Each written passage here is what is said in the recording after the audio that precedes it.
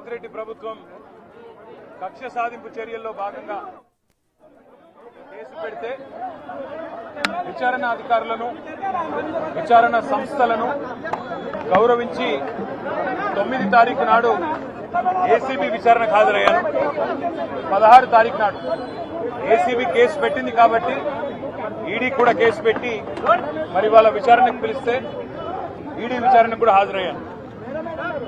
2 సంస్థలు కూడా ఒకటే రకమైన ప్రశ్నలు దాదాపు 7-8 గంటల పాటు అడిగిందే అడిగి మొత్తానికి అన్ని వివరాలు తీసుకున్నారు. 2 సంస్థలకు నేను చెప్పింది ఏమంటే, మీరు ఎన్నిసార్లు పిలిచినా వస్తా, మీరు ఎన్ని ప్రశ్నలు అడిగినా సమాధానం చెప్తా, సంతృప్తికరంగా చెప్తా, పూర్తిగా విచారణకు సహకరిస్తాను.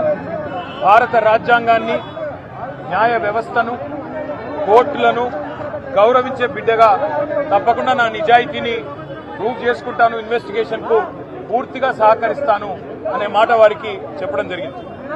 అయితే నాకు ఎక్కడ ఇబ్బంది అనిపిస్తున్నది అంటే, ఇంతమంది నాయకులు, ఇంతమంది పోలీసులు, ఇన్ని విచారణ సంస్థలు, ఇవాళ ఉదయం పేపర్లో కూడా చూసినా ఈ విచారణకి దాదాపుగా 5 నుంచి 10 కోట్ల రూపాయలు ఖర్చు అవుతుంది అని ఇవాళ ఉదయమే పేపర్లో చూసినా.